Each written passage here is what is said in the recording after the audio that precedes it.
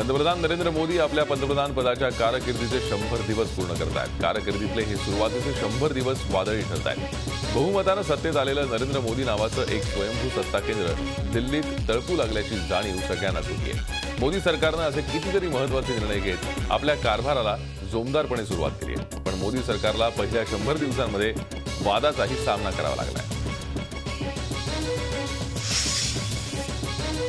नरेंद्र मोदींच्या जपान दौऱ्यात जपानी उद्योजकांशी हिंदीमध्ये त्यांनी संवाद साधला। जपानकडे कौशल्य आहे, त्यामुळे भारताच्या कौशल्य विकासात जपानने योगदान द्यावं अशी अपेक्षा मोदींनी व्यक्त केली।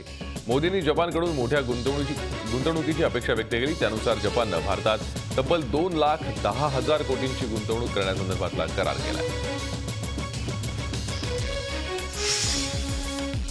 पाकिस्तानमध्ये उद्भवलेल्या राजकीय संघर्ष मिटण्याऐवजी अधिकच तीव्र होत चालला आहे। पंतप्रधान नवाज शरीफ यांच्या विरोधात इम्रान खान आणि ताहिरुद्दीन कादरींचे समर्थक अधिक आक्रमक झाले। त्यांनी पाकिस्तानची सरकारी वाहिनी PTVला लक्ष्य करत कार्यालयात घुसून तोडफोड केली आणि प्रसारणही बंद पाडलं। सीमा भागात पाकिस्तानकडून सतत होत असलेल्या शस्त्रसंधी उल्लंघनाची गृहमंत्री राजनाथ सिंग यांनी गंभीर दखल घेतली आहे। सोशल साईट ट्विटरवरून गृह मंत्रालयाकडून एक पाकिस्तानला स्पष्ट शब्दात खडसावण्यात आलाय। दहशतवाद आणि चर्चा एकत्र होणं शक्य नाही। पाकिस्तानकडून जोपर्यंत दहशतवाद थांबत नाही तोपर्यंत कोणतीही चर्चा शक्य नसल्याचं ट्विट करण्यात आलंय। सुप्रीम कोर्टानं कोळसा खाणींचे परवाने रद्द केल्यास सरकारकडून लवकरात लवकर लिलाव सुरू करण्यात येईल असं पर्यावरण मंत्री प्रकाश जावडेकर यांनी झी मीडियाशी बोलताना सांगितलंय। पर्यावरण मंत्रालयानं आपली संपूर्ण प्रक्रिया ऑनलाईन केली असून अर्ज केलेल्या कंपनी आपापल्या फाईल्स अर्जांची काय स्थिती आहे हेही जाणू शकणार आहे।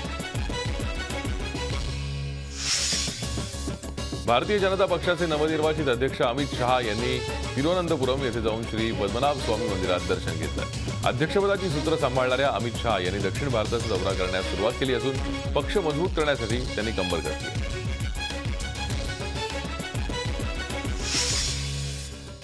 नोएडा इथे मदरसन कंपनीच्या कर्मचाऱ्यांना घेऊन जाणाऱ्या एका खासगी बसचा सिमेंट वाहून नेणाऱ्या ट्रकशी समोरासमोर अपघात झाला। या अपघातात 4 जणांचा मृत्यू झाला असून 10 ते 12 जण गंभीर जखमी आहेत। यापैकी 2 ते 3 जणांची प्रकृती गंभीर असल्याची माहिती डॉक्टरांनी दिली आहे। दिल्ली डेव्हलपमेंट अथॉरिटी म्हणजेच DDAनं नवीन हाऊसिंग स्कीमचं अधिकृतरित्या उद्घाटन केलंय। DDAचे व्हाईस चेअरमन बलविंदर कुमार यांच्या हस्ते ही नवीन योजना कार्यान्वित करण्यात आली।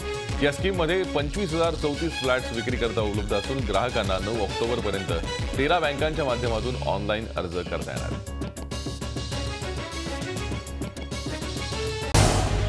झी 24 तास रहा एक पाऊल पुढे।